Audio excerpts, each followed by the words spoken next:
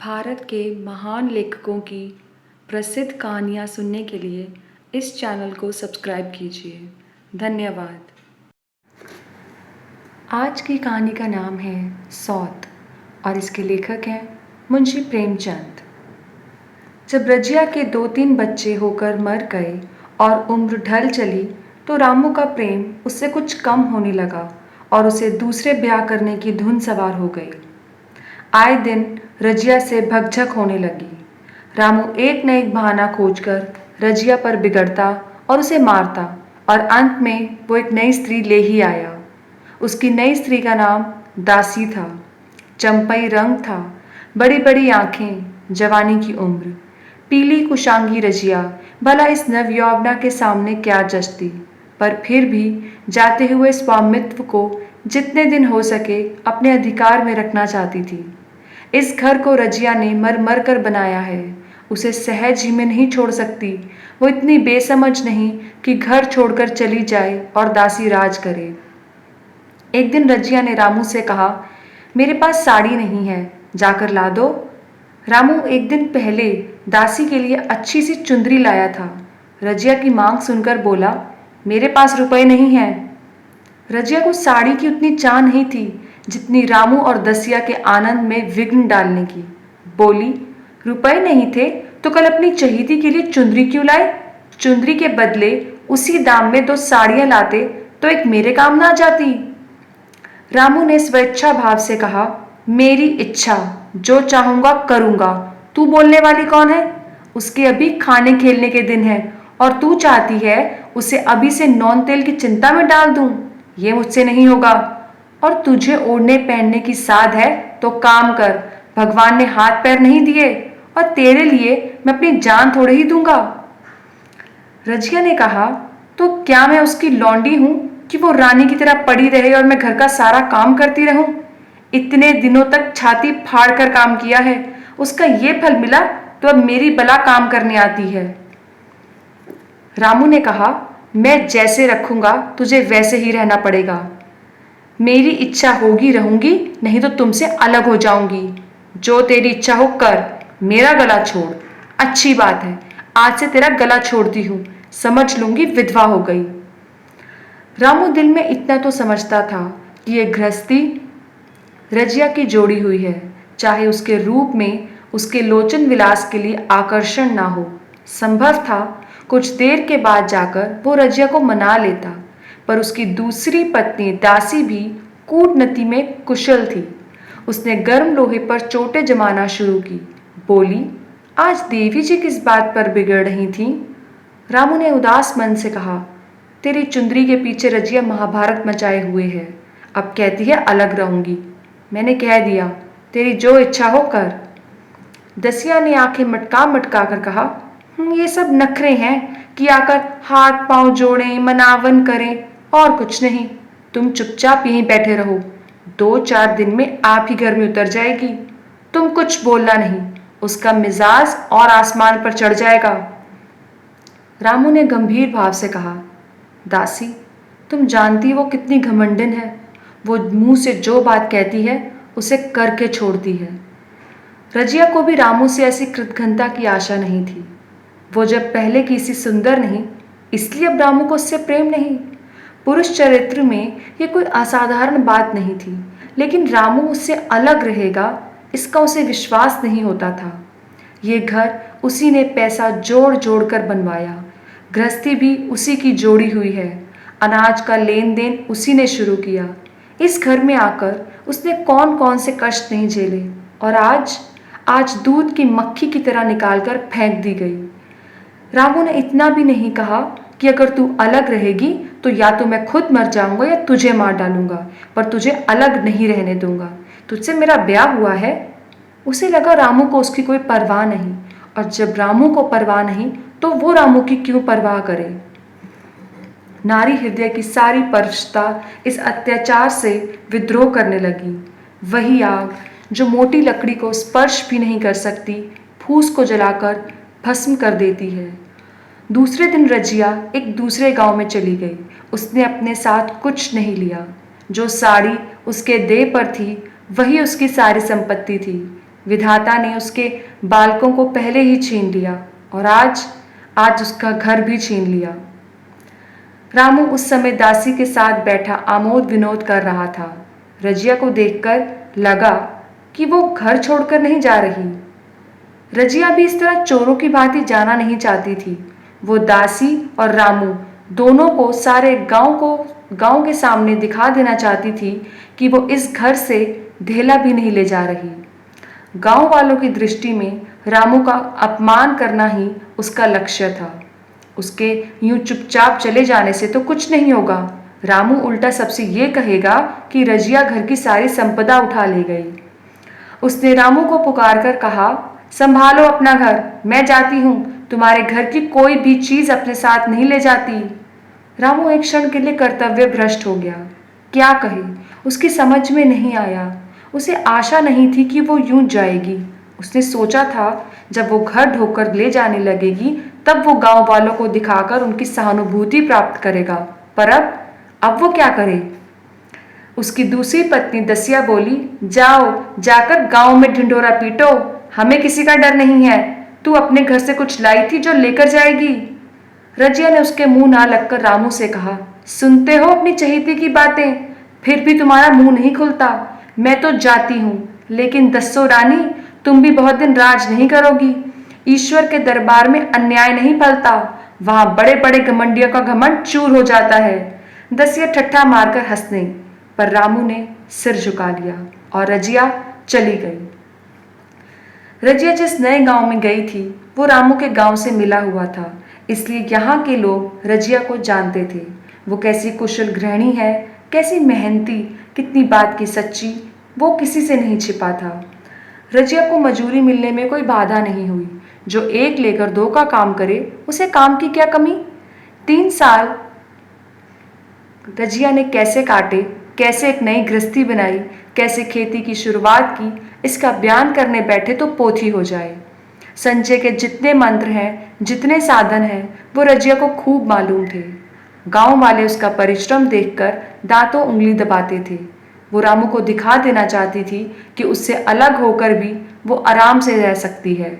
वो अपनी कमाई खाती है, वो अब पराधीन नारी नहीं है। रजिया के पास 2 बैलों की एक अच्छी जोड़ी भी थी। वो रोज उन्हें घंटों सहलाती, कभी कभी उनके कंधों पर सिर रखकर रोती और कहती, अब बेटे हो और पति हो, तुम ही हो। दोनों बैल शायद रजिया की भाषा और भाव समझते थे।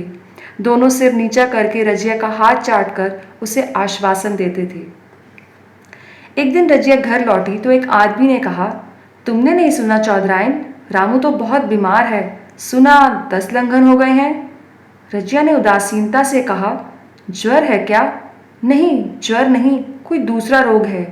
बाहर खाट पर पड़ा था, मैंने पूछा कैसा जी है रामू, तो रोने लगा।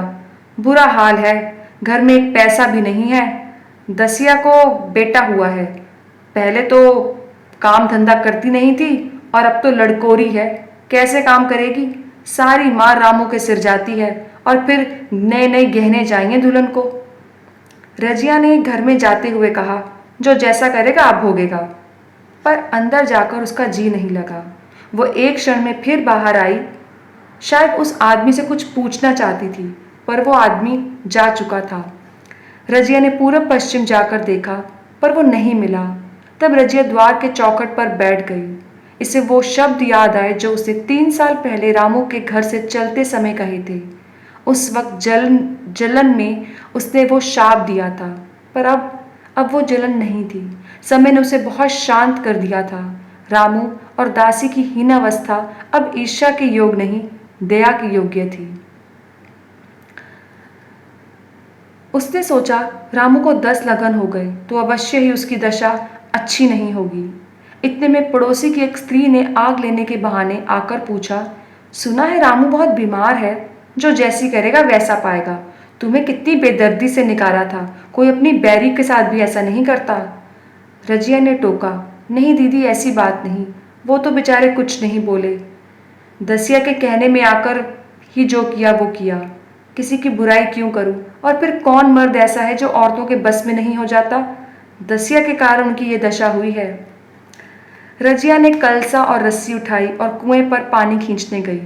बैलों को पानी देने की बेला आ गई थी, पर उसकी आंखें उस रास्ते की ओर लगी हुई थीं जो रामू के गांव की तरफ जाता था।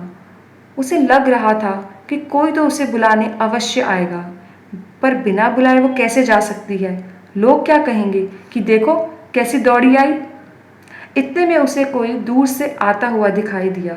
कोई आदमी बहुत घबराया सा जान पड़ता था। वो उसे पहचान नहीं पाई। बटोही चुपचाप कुएं के पास आकर खड़ा हो गया। रजिया ने कलसा जगत पर रख दिया और उसके पास जाकर बोली, तुम्हें रामू ने भेजा है? अच्छा चलो, मैं घर चलती हूँ। और नहीं, मुझे थोड़ी देर लगेगी, मुझे बैलों को पानी देना है। तुम्हें रुपए देती हूँ, तुम जाकर दसिया को दे देना और कह देना कोई काम हो तो बुला भेजे। बटोही कुछ समझा नहीं। वो रामू को नहीं जानता था। वो किसी और गांव का रहने वाला था। पहले तो चकराया, फिर समझ गया। चुपके से रजिया से पैसे लिए और चल दिया। रजिया ने बैलों को पानी दिया। फिर उसके मन में रामू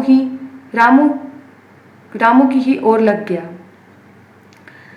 उसे लगा कि क्यों न जाकर एक बार रामू को देख आऊं। किसका मुंह है जो कुछ कहे। चोरी करने नहीं जा रही, उस आदमी के पास जा रही हूं जिसके साथ 15-20 साल रही हूं। हाँ, दसिया जरूर नाक सिकोड़ेगी, पर मुझे उससे क्या मतलब है। उधर रामू मौत के इंतजार में खाट पर पड़ा कर रहा था।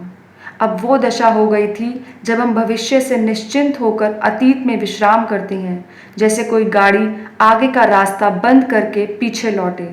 रजिया को याद करके वो बार बार रोता और दासी को कोसता कि तेरे ही कारण मैंने उसे घर से निकाला। वो क्या गई, लक्ष्मी चली गई। मैं जानता हूँ, मैं आज भी उसे बुलाऊं तो वो दौड़ी चली आएगी, पर बुलाऊं किस मुंह से। एक बार वो आ जाती और उससे अपने अपराध क्षमा करा लेता, मैं खुशी से मरता। इतने में रजिया ने आकर उसके माथे पर हाथ रखे हुए कहा, कैसा जी है तुम्हारा? मुझे तो आज हाल मिला। रामू ने सजल नेत्रों से उसे देखा, पर कुछ कह नहीं सका। दोनों हाथ जोड़कर उसे प्रणाम किया और हाथ जुड़े ही रह गए और आंखें उलट गईं। लाश घर में पड़ी थी। रजिया रो रही थी, पर दसिया बहुत चिंतित थी, क्योंकि घर में रुपए नहीं थे। लकड़ी तो चाहिए ही, उठाने वाले जलपान भी करेंगे। कफन के बगैर लाश कैसे उठेगी? कम से कम 10 रुपए का खर्च था, पर घर में 10 पैसे भी नहीं थे। डर रही थी कि आज क्या गहन मुसीबत आई है। ऐसी कोई कीमती भारी गहने भी नहीं थे। उसने चौधरी के लड़के को बुलाकर कहा, देवर जी, ये बेड़ा कैसे पार होगा? गांव में कोई धेले का भी विश्वास करने वाला नहीं। मेरे गहने हैं, चौधरी से कहो इन्हें गिरवी रखकर आज का काम चलाए, फिर भगवान मालिक है। चौधरी के लड़के ने कहा, रजिया से क्यों नहीं मांग लेती? सहसा रजिया आंखें पोंछती हुई आई, कान में भनक पड़ी। पूछा, क्या है जोखू, क्या सलाह कर रहे हो? अब मिट्टी उठाओगे कि सलाह की बेला है? उसने कहा, हाँ, वही इंतजाम कर रही हैं। रजिया ने कहा, रुपए पैसे तो होंगे नहीं, बीमारी में खर्च हो गए होंगे। इस बेचारे को तो बीच मझधार में लाकर छोड़ दिया। तुम ऐसा करो, मेरे घर जाओ। कौन सा दूर है यहाँ से? कुंजी लेते जाओ और मंजूर से कहना भंडार से 50 रुपए निकाल दे। कहना ऊपर की पटरी पर रखे हुए हैं। वो तो कुंजी लेकर उधर गया और इधर रजिया के पैरों में दसिया पैर पकड़कर रोने लगी। उसने देखा रजिया में कितनी दया, कितनी क्षमा है। रजिया ने उसे छाती से लगाकर कहा, क्यों रोती हो दसिया? वो चला गया, मैं तो हूँ, किसी बात की चिंता मत करो। इसी घर में हम और तुम दोनों उसके नाम पर बैठेंगी। कोई तुमसे गहने पाते मांगे तो मत देना। दसिया का जी होता था कि सिर पटक पटक कर मर जाए। उसने उसे कितना जलाया, कितना रुलाया और घर तक से निकाल दिया। रजिया ने पूछा, जिस जिसके रुपए हो सूरत करके मुझे बता दो। मैं झगड़ा नहीं रखना चाहती। और तेरा बच्चा इतना दुबला क्यों हो रहा है? दसिया बोली, मेरा दूध नहीं होता। गाय जो तुम छोड़ गई थी वो मर गई, दूध नहीं पीता। राम राम, बेचारा मुरझा गया है। मैं कल ही गाय लाऊंगी, सभी गृहस्थी उठा लाऊंगी। वहां क्या रखा है? लाश उठी। रजिया उसके साथ गई। दाह कर्म किया, भोज हुआ। कोई 200 रुपये खर्च हो गए, किसी से मांगने नहीं पड़े। दसिया के जौहर भी इस त्याग की आंच में निकल आए। दिलासनी सेवा की मूर्ति बन गई। आज रामू को मरे 7 साल हुए हैं। रजिया घर संभाले हुए है। दसिया को वो सौत नहीं बेटी समझती है। पहले उसे पहनाती है, फिर खुद पहनती है, उसे खिलाकर खुद खाती है।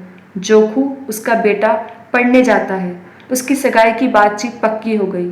इस जाति में बचपन में ही ब्याह हो जाता है। दसिया ने कहा, बहन गहने बनवा कर क्या करोगी?